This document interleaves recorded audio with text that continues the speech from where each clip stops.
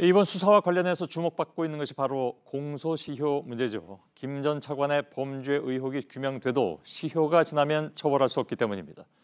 몇 가지 좀 경우의 수도 있고 살펴볼 필요가 있는데 법조팀 취재기자와 이 얘기를 나누겠습니다. 강버들 기자가 나와 있습니다. 수사 의뢰된 것들 중에서 우선 오늘 처음으로 들여다보고 있다는 뇌물부터 좀 살펴보죠. 검찰 과거사위원회에 따르면 건설업자 윤중천 씨가 김 전 차관에게 금품과 향응을 제공한 건 2005년부터 2012년 사이입니다. 예. 규모는 대략 수천만 원 상당이라고만 밝혔습니다. 예. 돈을 받았다는 시점을 이제 가장 늦은 2012년 저기 나와 있습니다만 그때로 봐도 7년 전 일입니다. 그러면 가능합니까? 처벌이?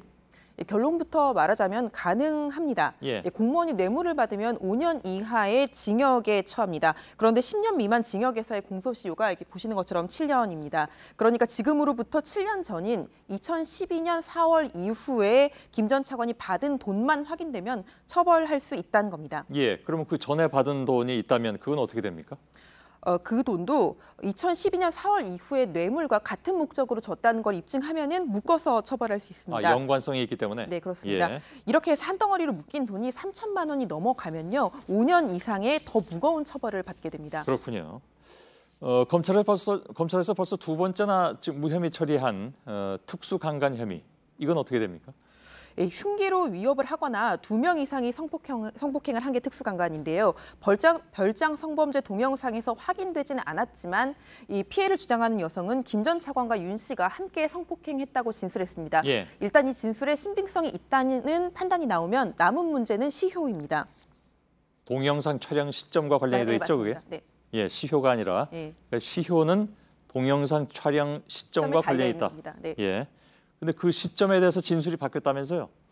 여성의 진술이 당초에는 2007년에 찍었다였는데요. 2008년 초에 찍었다로 달라졌습니다. 이게 별 상관이 없어 보이는데 굉장히 짧은 기간이기 때문에 근데 여기에 중대한 좀 변화가 있었죠.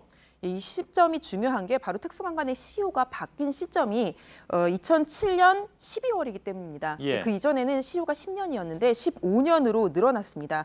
이 때문에 동영상 촬영 시점이 2007년이라면요. 시효가 이미 지난 게 되고요.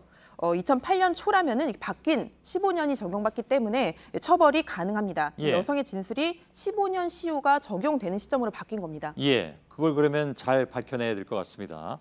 당시 청와대 민정수석실에 있었던 곽상도 자유한국당 의원이라든가 또 이중희 변호사가 수사를 방해한 혐의 여기에 대해서는 어떻습니까? 이거는 비교적 가까운 2013년이잖아요. 그러면 아직 시간이 많이 남아 있을 것 같은데.